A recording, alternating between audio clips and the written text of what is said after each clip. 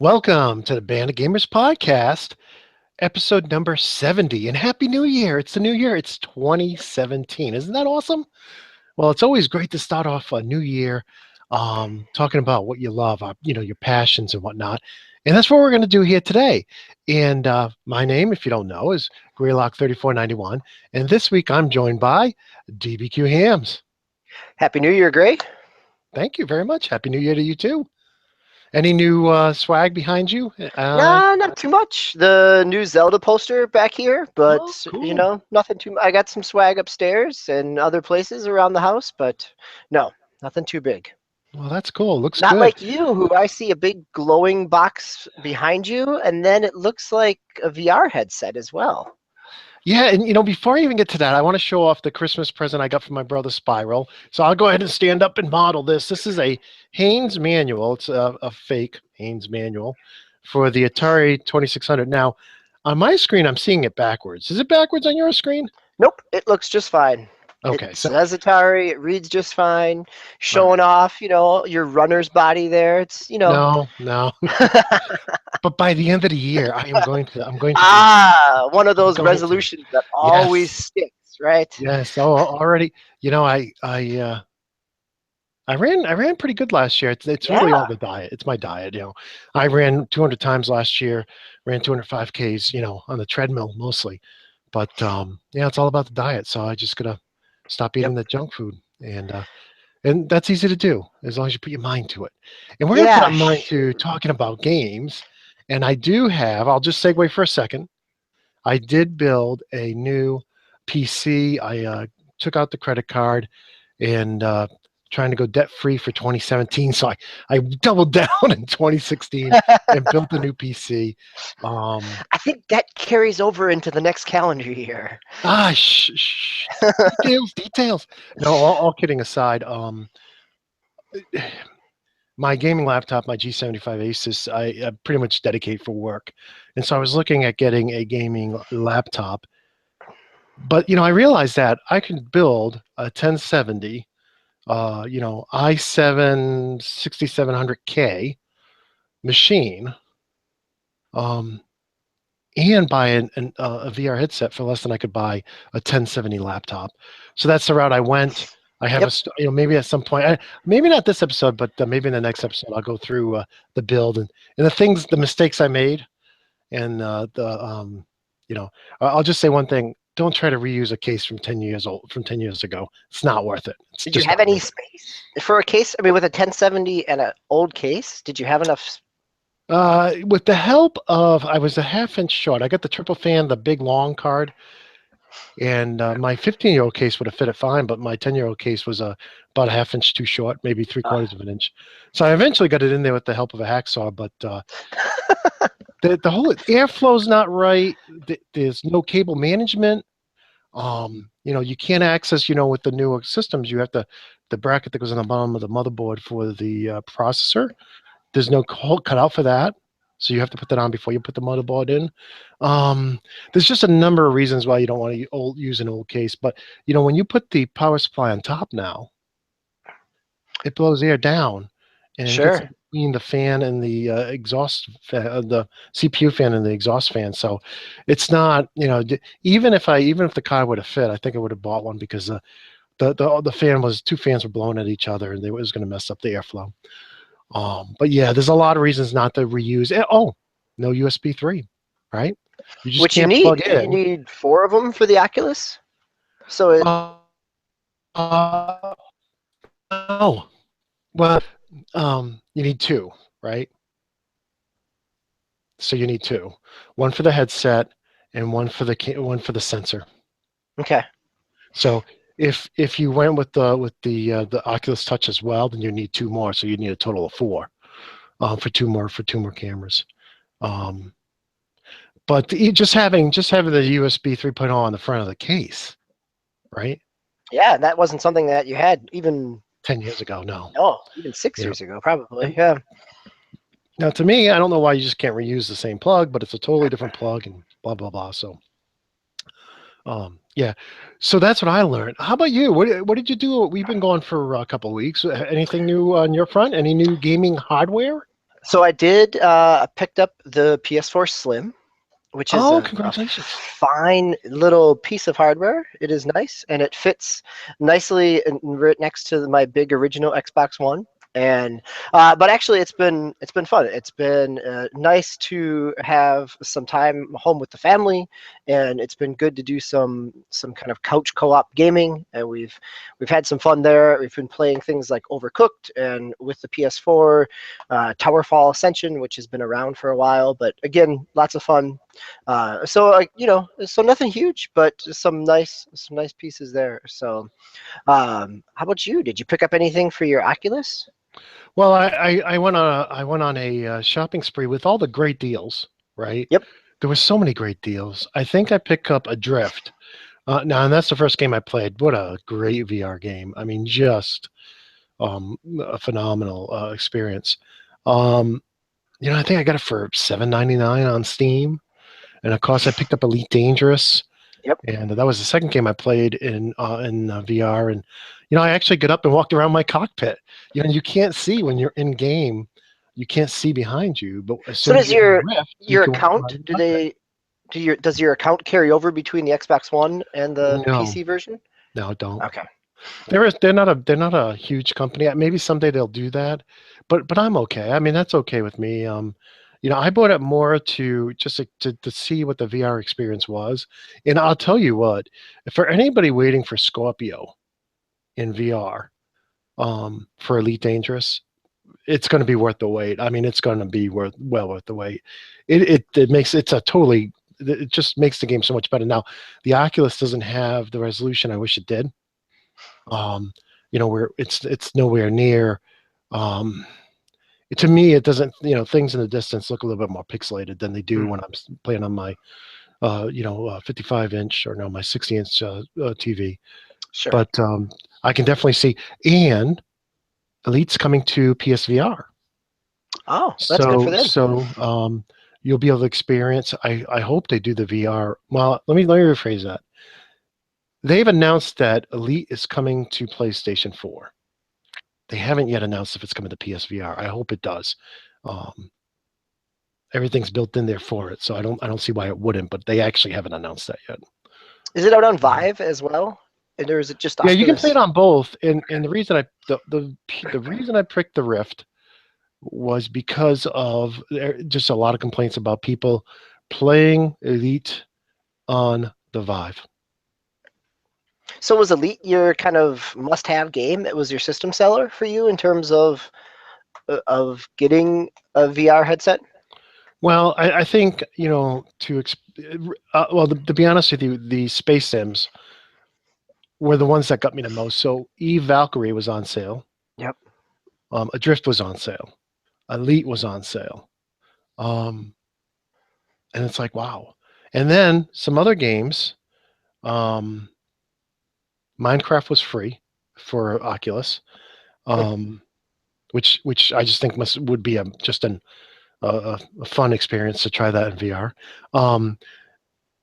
And Project Cars was on sale.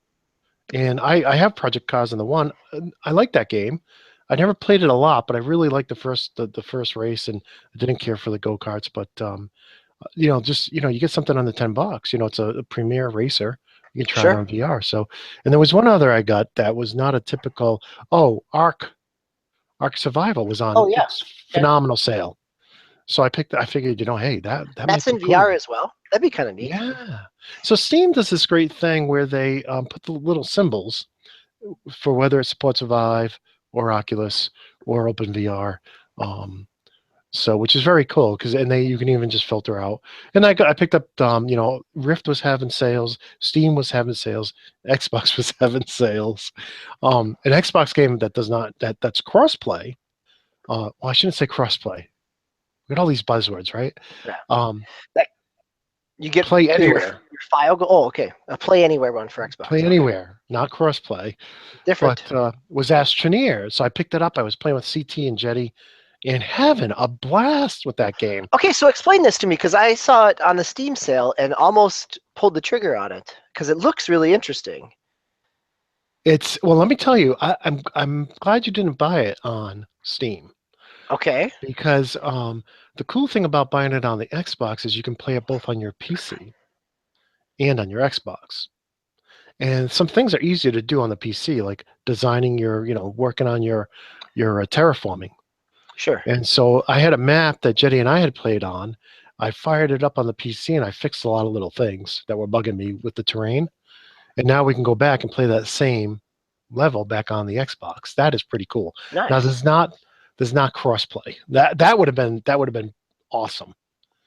There's no crossplay. But the fact that your save games are common between the two, that's pretty awesome. That really made my day, and it's fun. Jetty, me, and CT, we were laughing, and I mean, it's a pre-alpha, so there are some bugs in it, definitely. But it's $20, and it's a fun game.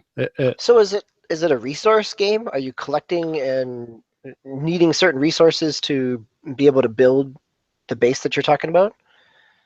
Yeah, it has a lot of analogies to Minecraft. Okay. In that sense, where you do have to mine resources. You do it with I mean, it kind of reminded me of the Lego, is it Dimensions, which is kind of like Minecraft? Lego Worlds, which is Great Lego coming. Yep. Worlds, I'm sorry.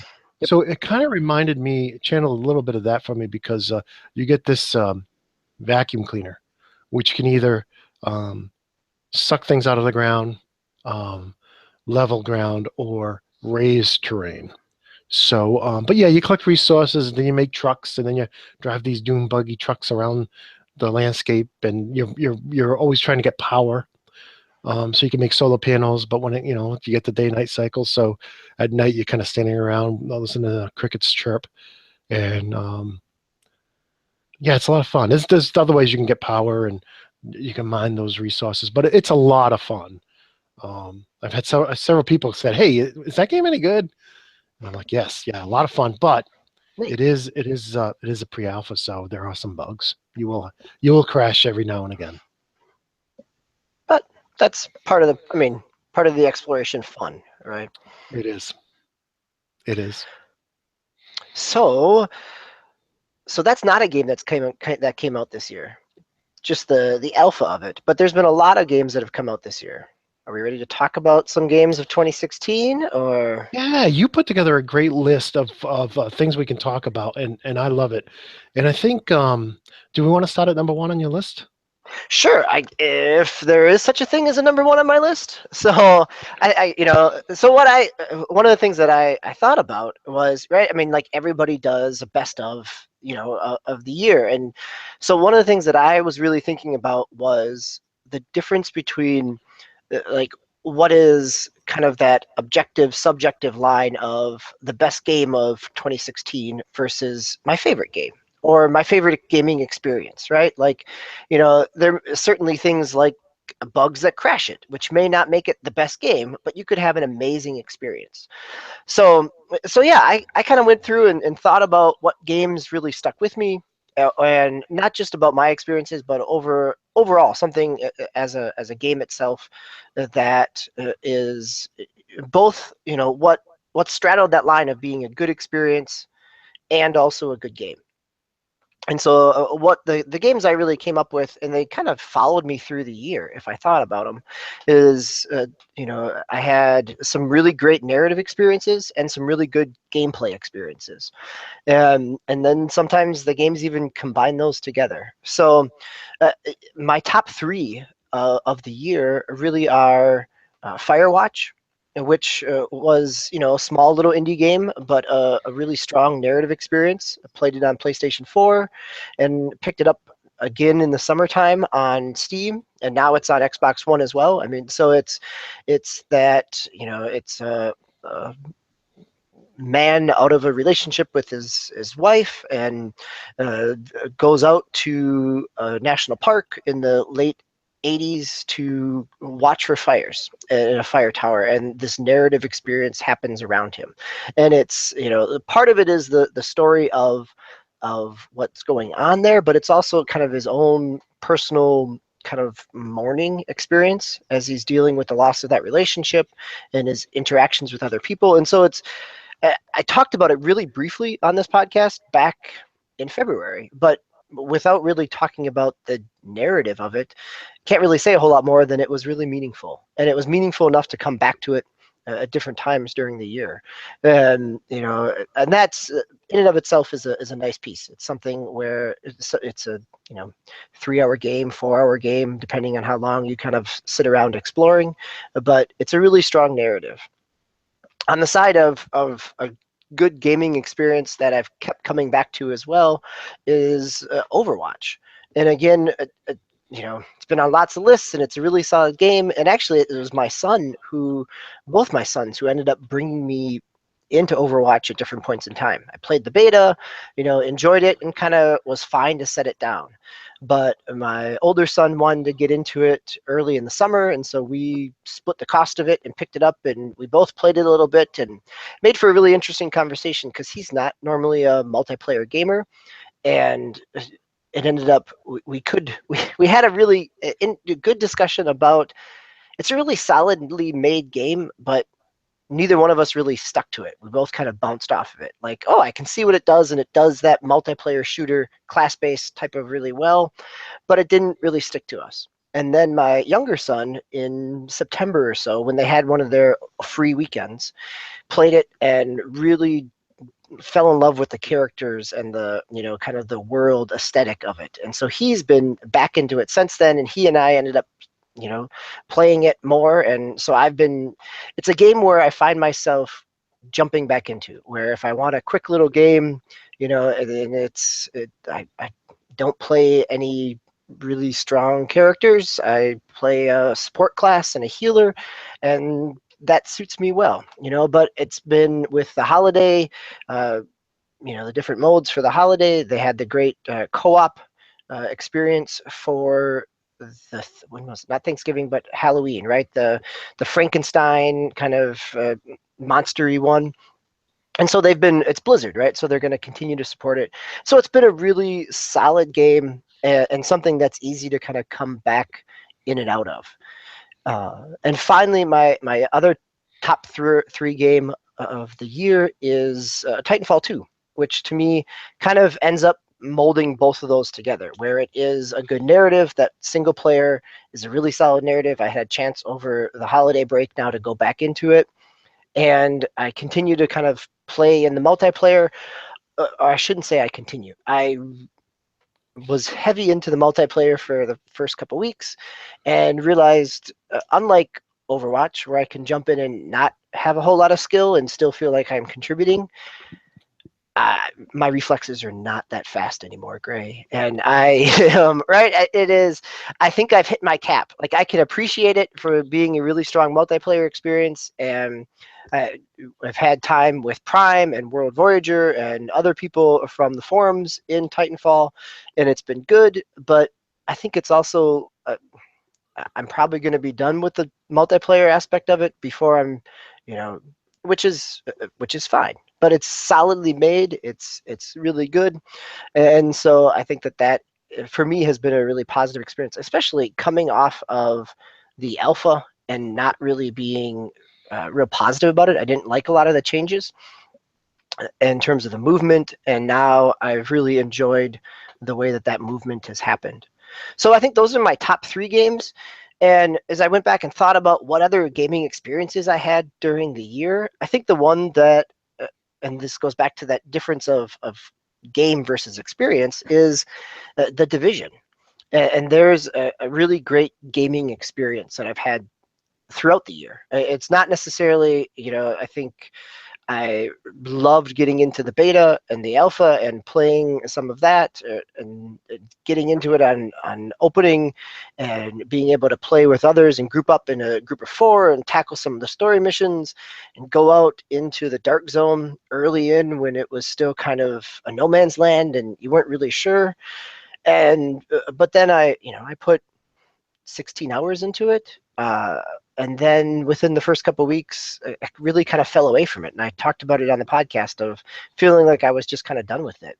But I have, since the 1.4 patch came out back in October, I've picked it back up again, and the loot system is a little more solid. And so it's been something where, as a gaming experience, I've really enjoyed it on and off throughout the year. And I think that as a game, they've really continued to develop it, and that says a lot in terms of what Massive has done for it, and kind of hopefully what they'll continue to do. So, but I know that you've had more experience in the Division. You know, you've been playing it with family. You've been, you know, kind of in and out of it. You seem to have stuck with it longer than I did. Uh, to you, what kept you in it? Well, you know, I think to me, it's a great four-player experience, co-op experience, drop in, drop out co-op experience. And, you know, I think back to, you know, I got it. I started playing it with friends, I ranked up some, you know, you can have multiple characters. I think I have three different characters now, but I can make a fourth if I wanted. My main character is up to 20. I think he just got to 20, level 26. I think the cap is 30, or the initial cap is 30. Um, but you know, I started out with that, and I really enjoyed it. You know, played a lot with a lot of different friends. Which just shout out to everybody who's played Division with me. Thank you for rescuing me when I die. Um, and then the expansion came out. Was it when did the expansion come out from Destiny? So that kind of drew us back out Yeah. to So there out was to an the April expansion. expansion, and well, there was an April update, but then the expansion in Destiny was September. Yeah, so you know, we played the division for a while, and then and you know, great game. Mace Bite got it, so we went back, started from scratch. Me, him, and Spiral, going through it all. Um, you know, then we bounced back to Destiny for a while, and went through all of that together. Um, and then you know, I think you know that in the summer, I really kind of get into Elite Dangerous. I think it was August when I bought that. So the Division, great co-op gameplay, lots of fun, a lot of side quests, lots of things to do. I never got into the whole crafting. You know, I typically the guns I pick up are better than anything they let me craft, so I don't even worry about that stuff. But a lot of fun. We actually played it last night. So last night I started playing with Spiral, so started playing Destiny. I'm like, ugh, I feel like I'm grinding. So he's like, well, let's try the division. I'm like, okay. So in the division, it was more, it just felt more fun. I mean, I was ticking things off my list that I had not done yet. In Destiny, there was nothing I hadn't done except these quests that really, the quests just take you through the same places to kill the same monsters again. So, so yeah, no, it was very satisfying. LJJ, a very old friend, an old shooter and CAG friend, jumped in and played with us. And I think that was the one That's problem, great. right? That was the one, and that's what Downriver was saying. He's saying, you know, the reason he stopped playing it was because there's no, like in Destiny, the one thing they did well is you Yep. could be in level 10 playing with level 20, and they'll balance the bad guys so it doesn't overwhelm or underwhelm either of you, basically. Yep. And I think many of us have done that, helping you know beginners get started with the game, and that's great. Division doesn't do that. So if you get with somebody who's 5 levels away or 6 levels away, in my experience, it hasn't been fun. So I No, think I that's can why remember my that go ahead. right from the beginning, right? I mean, that I remember even talking about that on this podcast in terms of, you know, that once I fell behind in kind of the level grind with others, I couldn't jump back in, you know, unless they had created a second character or a third character. That, you know, if I jumped into a level with them and they were 5 levels up, I was getting skulls above the guys' heads and my bullets weren't doing anything. And Yeah. you know, it really did. That's where I can. It did it. It felt like, I mean, there was plenty of bullet spongy complaints, and then when you start tackling higher levels than you, it's even worse than that. So you know, that's where it wasn't until this fall when I came back and just kind of played it solo and used it as, you know, kind of a time to unwind, because I'm just kind of going off and doing the little side quest piece. Um, but yeah, I think that is the one downside to it. But if you are playing with people and you've got a group, I think it's a great kind of tactical piece. You know, there's a little bit of you know, there is that Tom Clancy Rainbow Six aspect in there, because there is, you know, a little bit of flanking that needs to be done. It's not just, you know, kind of Destiny come up and melee somebody in a Bungie fashion and everything's overpowered in that way. So there's a little more tactile piece there, and I think, you know, I wonder too if the difference between being not being science fiction, right? Being based in a real life, having guns that are similarly realistic, things that have a little more grounded appeal, has helped the player base. Those that did stick with it, or those that maybe are interested in coming back to it. But yeah, I think it was just on Amazon over the holiday season for like $10, right? I Wow. mean, talk about a deal. That is Great something deal. where easy to pick up, lots to do, plenty of game time there. And you can't go back and play it with your friends again because they can just make a new character. So, and that's what we did with Maceplate. Um, that was the nice thing about Destiny 2, and great games. I think what really drew me in on Elite Dangerous though is that I could play solo and I could play co-op, and no matter how good I did solo, it didn't mean I couldn't play co-op. So Yep. it really rewarded you that way because what you're doing with your money and your rank is you're able to buy newer, better ships. But the areas where you do your dogfighting with your friends, there's ships of all sizes and types. So in my case, whether I take a Python in or a Viper in, it's still a lot of fun. It's the grind. You're grinding to try to get, to me, the end game is getting some of the biggest ships in the game. But that's one that you can put down, and there's a season pass, so they'll release new content, and then you can pick it back up and try it, and that'll be another game that'll just really running that on the PC is everything's so much faster that I can see that game getting a huge boost from the Scorpio when it Sure. comes out. And Yeah, even on the PlayStation 4. on the Uh, PS4 Pro. Yeah. Yep. To yeah, have that extra power. I'm sure even on the PS4 Slim, because it's still 1.8 teraflops versus the Xbox is 1.3 or whatever. So, but in any case, I'm looking forward to playing a lot more of the Elite Dangerous.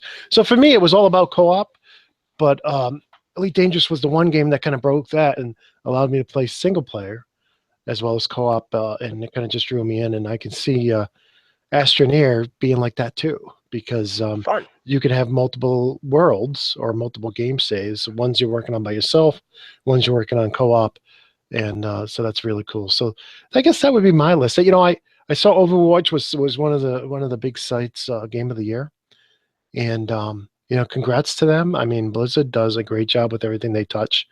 I just to me it doesn't channel the Team Fortress 2 for me enough, and I didn't hear that there was no stampede from all my friends to go get it.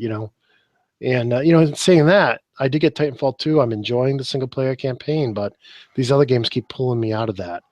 I've played Battlefield 1 a couple of times with some friends, but again, I keep getting pulled out into these co-op experiences. Sure. Which is But great. No, and I think in terms of for me with Overwatch, I don't without my kids being interested in playing and kind of having that, again, it became a let's walk the dogs and talk about your characters and their strategies, right? I mean, it took on this other life, right? Where just like a good co-op game does, is that you end up talking about it in different ways outside of the game, and whether that's on a forum at CAG, or whether it's uh, any place, right? That's the nice thing about a good game, is that it sticks with you, and it, keeps kind of crawling in your head in terms of thinking about strategies and things like that.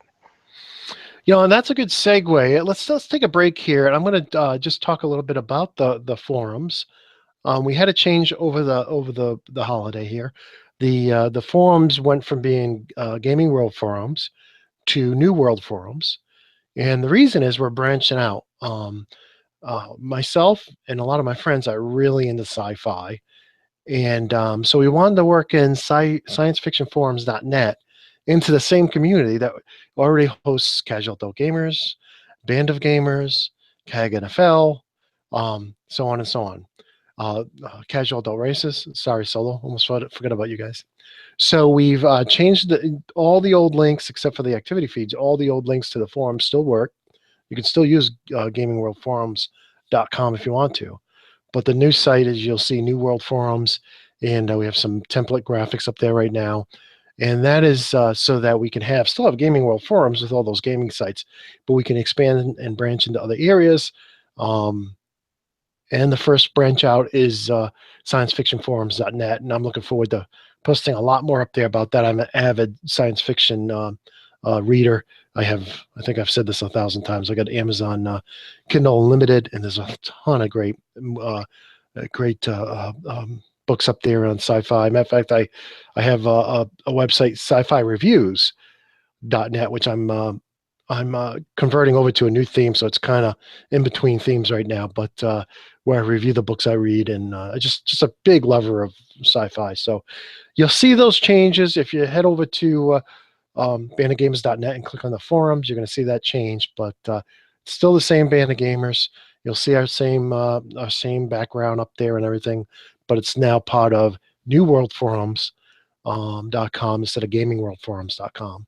So again, you still can use gamingworldforums.com, but that changes to allow us to expand. So if anybody's out there, if you have a gaming forum and you have a handful of people and you want to merge with Gaming World Forums, you can still do that. It's still there. It's just part of New World Forums. And also, any avid sci-fi readers, please come over. And the forum just went up, so you can start posting up there. I know. I think Downriver Rat and I think Jetty was the first one, and Downriver Rat was the second one to post after me.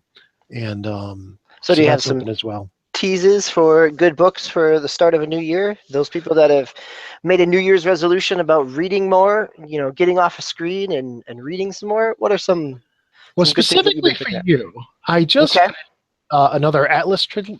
Well, it's not Atlas. but it's It, Isaac Cook. It's the same author. yes, Okay. yes. I just finished his Atlas trilogy. I can't remember. It's like Titan. One of them's a Titan. One of them's a Hoplite. Anyways, it's a new Atlas trilogy from him. I actually Okay. think it's better than the original. There's not as much of that. Again, I can't recommend it for underage readers. There's Marines in it that talk kind of rough at moments. Not very much. It's like 1% of the book, but just that 1%. I wouldn't recommend it to anybody under 16. But having said that, I really enjoyed it. It was one of those books where, all three of them came out at the same time, so I was like, read, one, to read them all, and I like where it went. It was enjoyable. So is it But set in the same universe as the Atlas books? yeah, Or is it? it has Raid. Is the Okay. Nice. Okay. Raid and all his buddies. Like I haven't. There was some in between books talking about the Atlas mechs and all that. I didn't Yeah, read them there were a because couple Raid. small kind of novellas. Yep, that were side characters, and those I actually picked up and read. They were nice little quick reads. Yeah, so I like Raid. I like his character, and I thought this new trilogy by Isaac Cook was better. He also has another trilogy that's set in the future by 100 years, which I enjoyed, about a starship captain. And I know I got the review. I'm not going to everything here is new, so I don't want to break something. So I'm not going to go look it up. But No. Direct people to your site. That's good. yes, it's all on or sciencefictionreviews.net or sci-fi-reviews.net. And again, it's a work in progress. I just switched the theme over to a new theme that has a bunch of new features, but it's still, it takes time. It takes time to switch themes. But with that said, just wanted to give that update. If people see, hey, why is bandofgamers.net when you click on it, go to New World Forums? That's why. So with that said, let's talk about the trends in 2016. Okay. And I mean, what are your thoughts? You see any trends? You go first. What trends have you seen this year that both good and bad? So I think I think some of the good trends we talked about on our last show in terms of single player or campaign stories coming back, right? Like 15, we had a number of games without a campaign, and we had some really strong campaigns this year. And that carries over from the Division and into Titanfall and Battlefield 1. Again, a number of strong campaigns there. We haven't even really talked about, Gears of War 4 kind of came and went. Things like, as Zeus has scolded us for not really talking a whole lot about things like Dishonored 2. some other pieces there that are kind of classic games there in terms of that kind of stealth genre with the thief background to it piece there. So I think trends wise, I think that the good trends, I think the idea of coming back and providing more value to that, I think another I guess another good trend I think is the one that's sitting right behind you, right? That VR is launched successfully. And, 3 different platforms all kind of had some bumps along the way, but all launched pretty successfully. I mean, the Oculus is probably the roughest launch, and that was really just about being able to move enough hardware. Mm-hmm. But PlayStation VR launched smoothly. PlayStation 4 Pro made it even, better in terms of frame rates. The Vive came out really strong with all and had the motion control right away.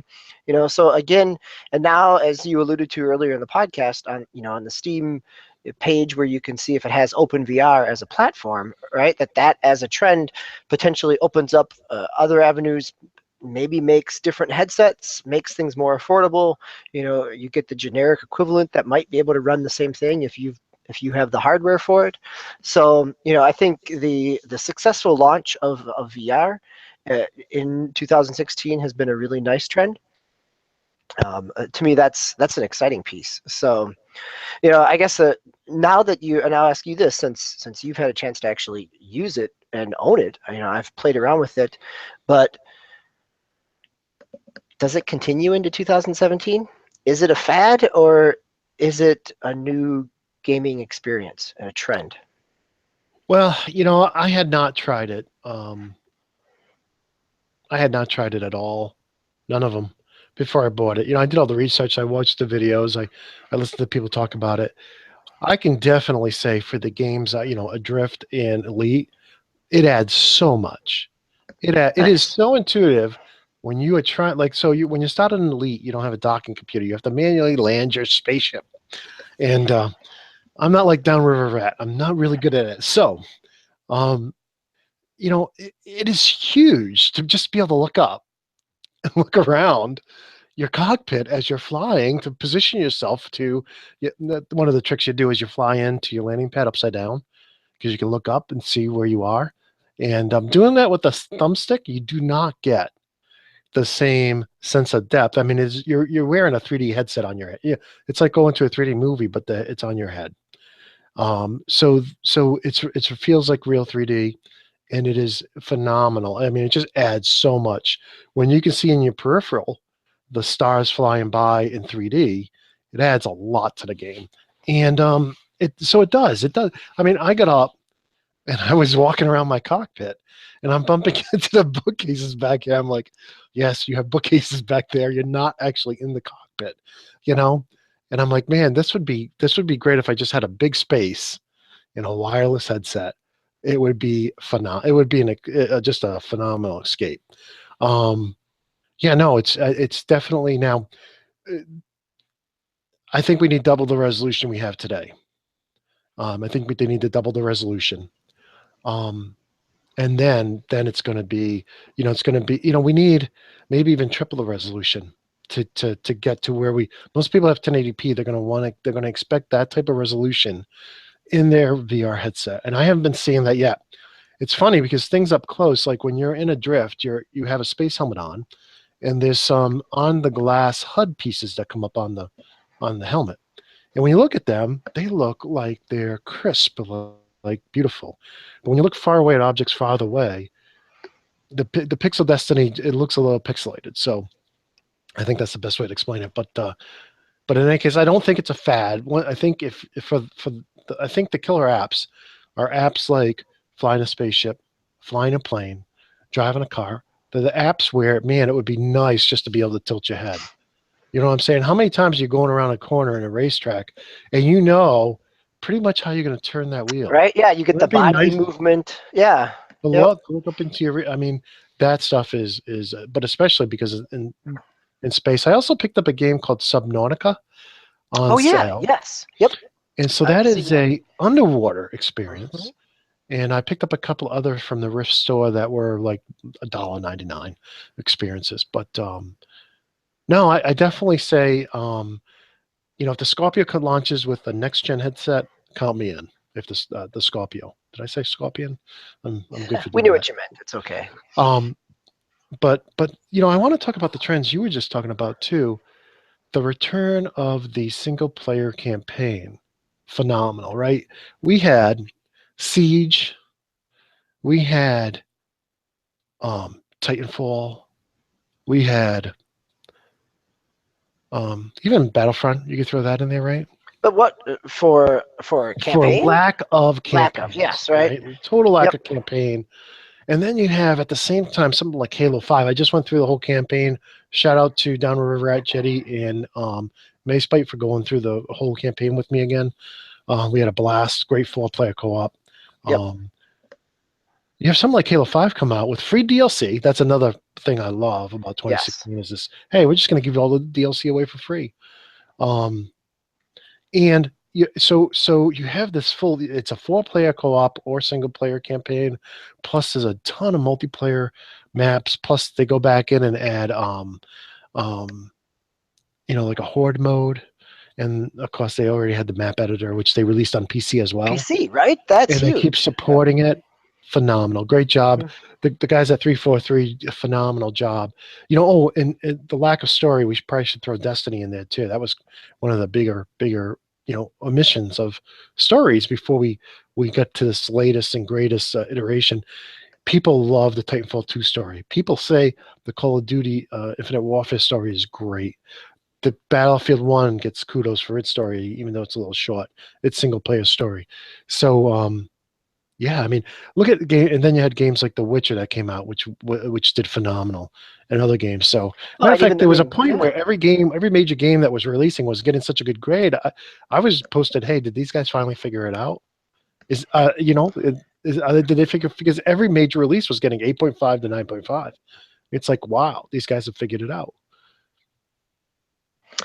So, so this is another question in terms of trends. So, thinking about Titanfall, so The Witcher was a 2015 game that got good, really good, solid DLC in 2016. Right? I mean that there's The Witcher, things like Rainbow Six Siege, which didn't have a single player game but really found another life. Months later into 2016 and has found a good stable player base. So one of the things I'm wondering about, and we've got these big game experiences that people are kind of figuring out, as you said, right? And are creating a solid, sustainable play experience. But we also have the the $1.99 Oculus game that you picked up, right? The idea of does that actually make the studio money, right? And then you have those big releases. Are they sustainable in terms of how much I think about Destiny has now they're making more microtransactions off of selling boxes, right? That Overwatch, even if I really enjoy the game, I haven't pumped down any money to buy loot boxes, right? The blind boxes of stuff. Even Gears of War 4 had cards that you could purchase packs. Call of Duty has gotten knocked in their multiplayer for Infinite Warfare because it leans more and more heavily on grinding out things and microtransactions. Even Skylanders, the kids game, which was all about microtransactions, but at least you got a little toy with it. Now it's just you can buy blind boxes in that game as well, right? I mean, the idea of the one purchase and done versus needing to continue to plump down, getting into that kind of mobile market of that seems to be a trend I'm as somebody who's enjoyed uh, games both single player and multiplayer. That's a trend that's concerning to me. Yeah, I think it comes back to value. What are you getting? First of all, we don't want pay to win, right? If you're going to be pay to win, right, where you can just buy a better gun and win, unless somebody else buys the gun, then you'll tie with them. We don't want pay to win. But the other thing is, what's the value? One of my and I'm a big fan of Frontier Development, the people who make Elite Dangerous and the new roller coaster Yeah, Roller Coaster Park, or Tycoon. No, I no, it's know. not Tycoon. No. Anyhow, but a great Yeah. roller coaster game. Yes. Yes. And just gotten great reviews and great sales, and kudos to them. But they sell paint jobs for the spaceships, and I'm like, you're like a Forza. You need to have a paint shop. That should be free. Now, you should let your people sell those paint jobs, and then take a that they create, and then take a percentage because you run the store. But painting my ship red. Yeah, I get 6 colors for $7. Come on, there's no value there. Now, they also have mod kits where you can actually buy modifications to put on your ships. Well, yeah, I think, yeah, you should pay for those. That's that's not a 2 second. Here's a fill red. It's somebody actually had to go out and create these 3D graphics. And yeah, that is something. It's just like if you're in a MMO and you want to buy, swag for your character. But I don't know that you should have to pay to change your character's hair color. You know what I'm saying? But I don't know. I think microtransactions can make a game a lot more fun, and but I think it shouldn't be for the simple things. It shouldn't be and it shouldn't be the pay to play, pay to win type of scenario. Well, I guess as much as I'm complaining about it, it's also not a new trend, right? This has been going on since Horse Armor with Oblivion, right? I mean, this has been a growing trend. I think the biggest question then is where is that balancing line, right? Is it cosmetic? Is it a nice way? Is it a good way for developers to continue to bring in revenue while it's that they're plunking down $60 and then can kind of continue some revenue streams and how do they do that, right? The last podcast I talked about the great free DLC that Halo 5 has been doing, and I had no qualms about giving them $10 for voice packs, right? So I could hear Nathan Fillion announce my multiplayer game, which is kind of fun. But at the same time, I've played that game for a year, and so for $10, yeah, that's not. I feel like I'm happy to help support it in that way, right? Or things like Elite Dangerous. You've put in enough time into that if you do a microtransaction every now and then, to help extend your experience, that's not a bad thing. It's that when you're not getting the full game, or something like Battlefront, where this year when you can buy the entire ultimate package for $20 and have all the DLC, is a very different game than buying the original 12 maps last year for $60, right? And it goes back to that value that you're talking about. And that kind of rolls into games most excited about for 2017. And mine would be Battlefront 2. If it has a single player campaign and 4-player co-op. I played some couch co-op, 2-player couch co-op this weekend with my youngest son, who's now 20. And just because we were waiting for the football game to start, we had a few extra minutes, and it's a lot of fun, and that experience would have a lot of legs if it was a 4-player experience instead of just a 2-player Sure. experience. But yeah, so yeah, good trends, bad trends. Any other good or bad trends you wanted to talk about? I think those are probably. I mean, I'm sure. I think on the last podcast we talked about things like No Man's Sky and the press related to that, and kind of gamer expectations. I don't know if that's really a trend. There's always that PR cycle and trying to figure out there. So no, I think those are kind of the big trends for me. How about you? Are there any things that are sticking out that either good or bad? No, I think we nailed them all. I mean, I think it's time now for us to talk about 2017. You got any games you're looking forward to playing in 2017? Anything on the Uh, horizon? so um, that's a nice play on words, right? As a uh, coming out in February with Horizon Zero Dawn. Um, So I think that I can remember 2 years ago watching the E3 presentation with my son, and both of us being excited about Horizon Zero Dawn. Guerrilla Games. The idea and the visual behind it, whether or not it actually ends up being what it has been hoped for, will be an interesting piece, right? I think that is a game that I'm curious to see what it ends up being in terms of how much of it is Monster Hunter or some type of Western attempt at Monster Hunter, and or is it some big kind of Tomb Raider type of Uncharted epic. How much crafting is there, because we know how much Zeus loves crafting, and how much is it going to be an adventure, or is it kind of a sandbox to play around in?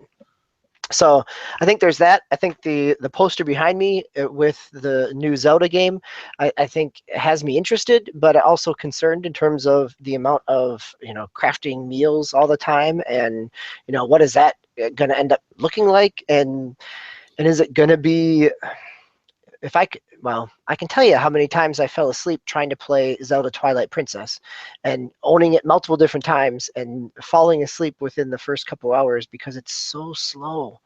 So, and the same thing happened to me with Skyward Sword, right? I love the idea behind it in the world, but I really hope that they kind of turn people loose and let them play around. I think so. I'm interested to see what happens there, but I'll probably end up getting more enjoyment out of whatever the new Mario game is from the Switch, and I think that there's a big question block in terms of what the Switch is going to be, and if it is something that you know that ends up being successful, or if it ends up being an offshoot and we end up with third parties leaving it again by the time that we hit the holiday cycle and it's just Nintendo and we're talking about 3 different games.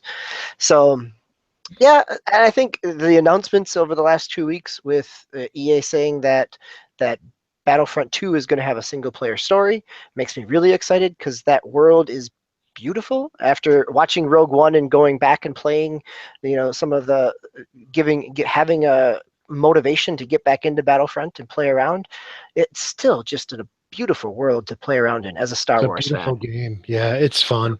It's not too many places you can shoot stormtroopers in while a walker walks by. Right? Yeah, it is. It's just a nice experience. So I think that that's another game that I'm looking forward to. Ideally, we should hear what the other Star Wars games are. That Amy Hennig is working on of Uncharted fame. And also Jade Raymond from the Assassin's Creed series was brought over to work on some of the Star Wars pieces.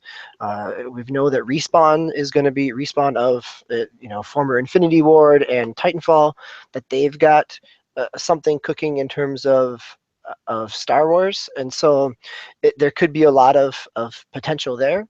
I think the last 2017 game that I'm curious about is if we actually see Destiny 2, or if it gets pushed back. Is it a 2017 game, or is it do we kind of crawl along with content in Destiny until we get a you know so that'll be interesting to see when that comes out. And I'll say finally the 2017 game that the best 2017 game that I was excited for in 2015 will be Cuphead. Right, so in theory, Cuphead is coming out on the Xbox One. It was announced years ago. It is this, kind of treasure-like bullet shooter, but in this beautiful animation, 1930s Flesher style animation. And so that was a game that and Tomb Raider got me excited about the Xbox One, and it may even come out. So those are some. We'll get surprised, I'm sure. We'll get lots of announcements of games that we never even knew existed. But what else is on your list that you're excited for 2017, Gray? Yeah, I would love a Destiny 2. Destiny 2, please, 4-player co-op, not just 3 or 5-player, would even be better. Yeah, Destiny 2 could be such a blast.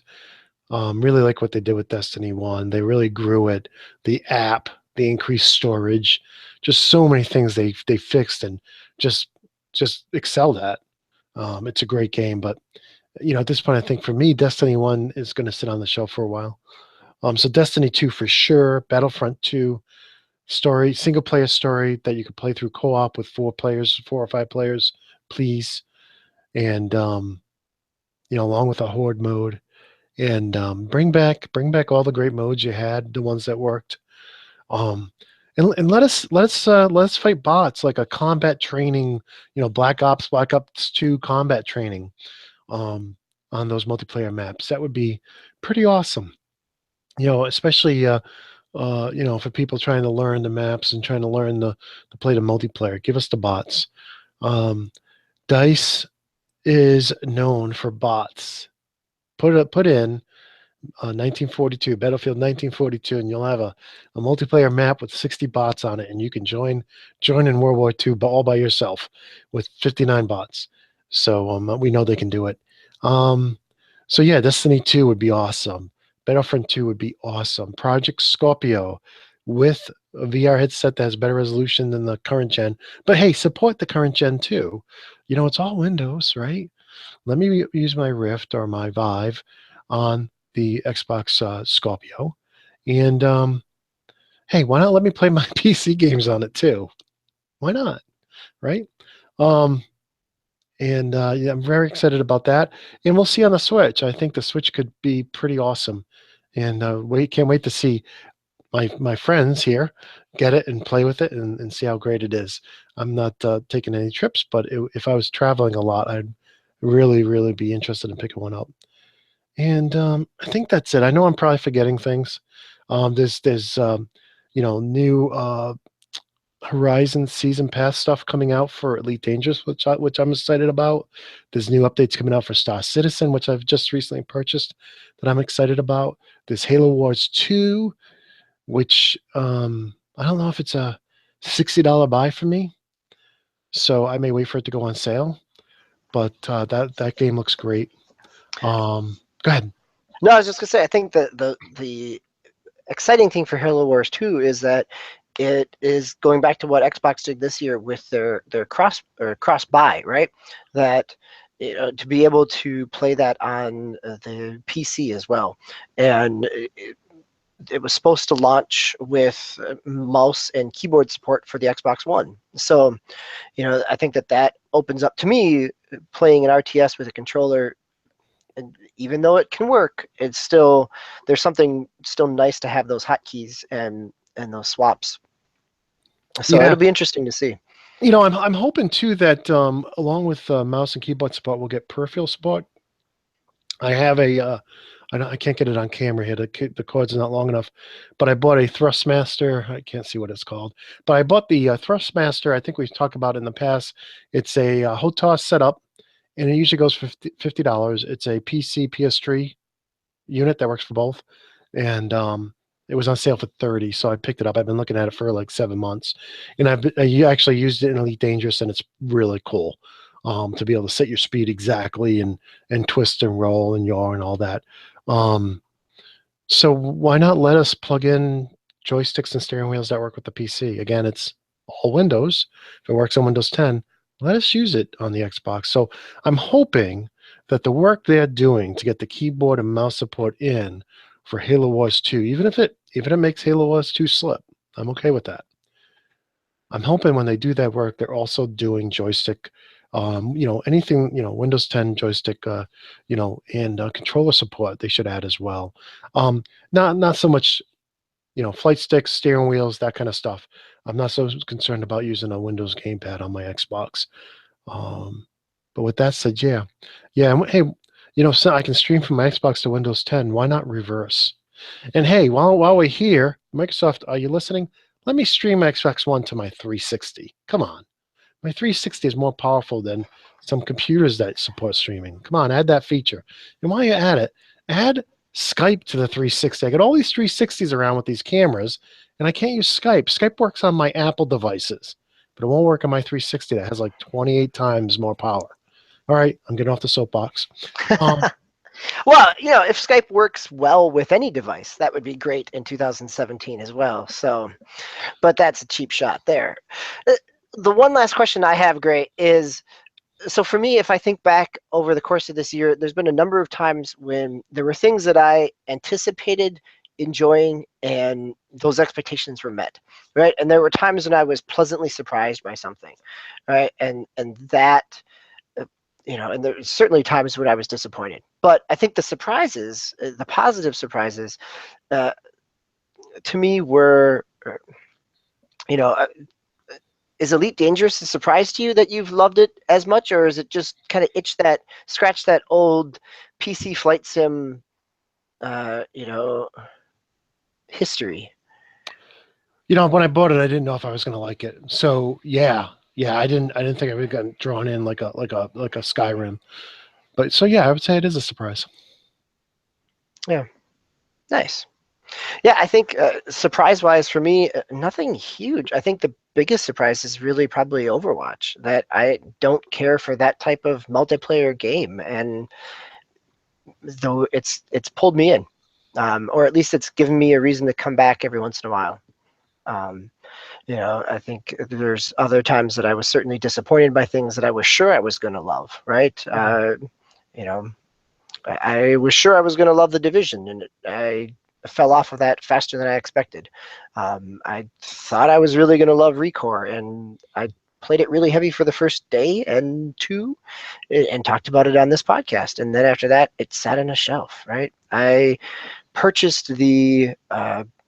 All right, this is another trend in 2018 of pre-orders, right? And buying things without necessarily having a good understanding of what it is, right? Like, or even that it delivers, right? I purchased the deluxe edition of Battleborn because I really enjoyed the beta, and I thought I was going to like it, and I got a good deal on the season pass.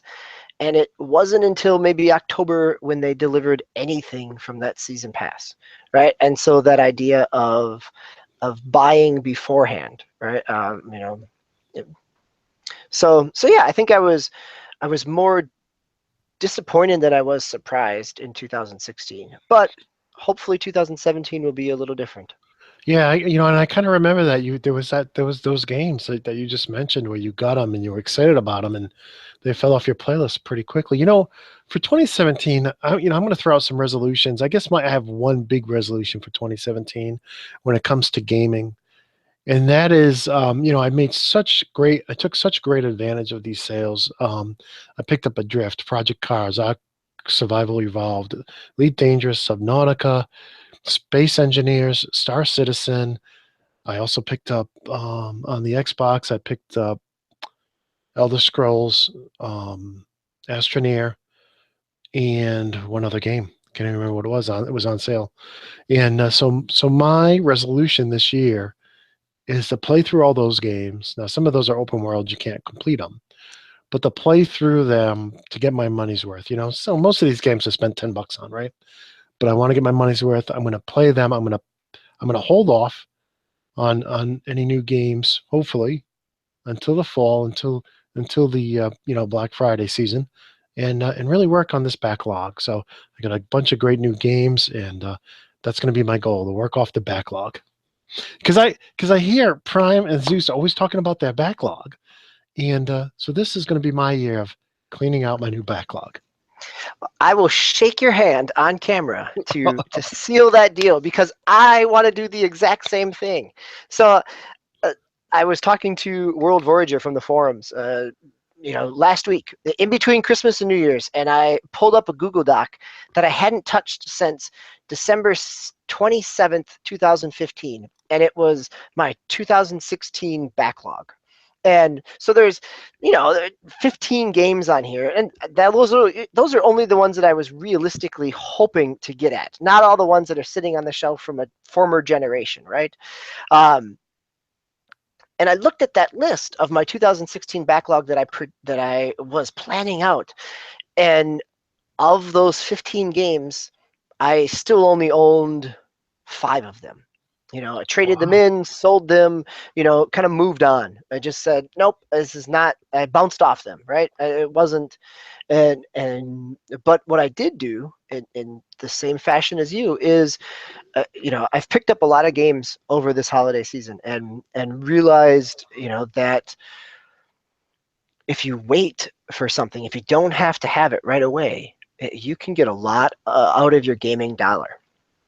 I've spent a lot of money and purchased 30 some games over the fall, not just in the holiday season, but over the fall, right? And I went back and looked, and my average price was about $18. So it's pretty decent value. But it also meant that my backlog is really, compiled. And so, yes, one of my big 2017 resolutions is to chip away at that and to be diligent about it. My concern is that it doesn't necessarily make for a really exciting podcast in terms of talking about new and fun stuff. And that's been maybe part of the reason why I've jumped onto things and bounced off them, is because they were new and fresh and something to talk about. But maybe what we should do, Gray, is, since we're both making this resolution, is kind of keep ourselves honest, that our podcast becomes kind of a check-in. What did you accomplish this week? Did you get through something? And also being realistic to say, yeah, I got somewhat in it, and now I'm going to be done with it. But maybe that's part of what becomes part of, we know that Prime has a backlog, and Zeus certainly does. So, Prime, in one of his little tags along the bottom this fall, talked about, he bought too many games over Black Friday. So maybe we guilt him into joining our backlog club for 2017. I think this would be a very good post to put up on our forum, bandofgamers.net, is our backlogs. All right. Let's have it. Everybody be honest. Put up your backlog. This is what you're going to try to get through in 2017, and then we'll see in 12 months how we did. And I think that would be a lot of fun. So let's Hey, see if if, we if can't it rope the works other for guys into it. exercise, right? Let's keep each other honest. Yeah. That's right.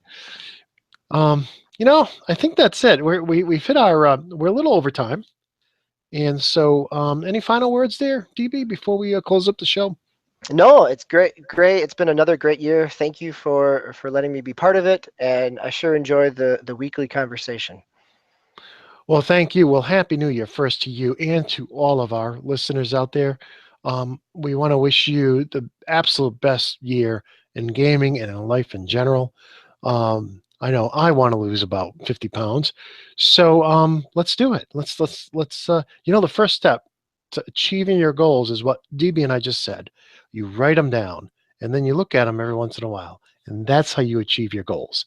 You're 97% more likely to achieve them if you just write them down and then look at them once in a while. So let's do that together. I'll do it with my backlog and my exercise and my diet, and you guys tell us what you're going to do. What are your resolutions for 2017, gaming or otherwise? Let us know. You can post on our podcast here at bandofgamers.net, on YouTube, on Facebook, on Google Plus, on Twitter. We're all over the place. So um, if you want us to read it, probably the best place to put it is quickly. If you want us to see it very quickly, would be bandofgamers.net. But we do check all those other sites every week. So let us know what your resolutions are, and we'll try to help you keep them. But with that, we're going to go ahead and close out the show. I want to thank my very good friend DBQ Hams for coming on the show with me and co-hosting it with me. And I want to give a shout out to all our other hosts who were with us all last year: Zeus Adamus, Cyrus Prime, Solar Racer X, and Stone Cold Chaos. I know that he has a new name, and I'm using the wrong one. Sorry. And even MU Jedi, who never actually did get onto the show, but wanted to and tried to. So wish all of you a happy New Year's, and until next time, peace.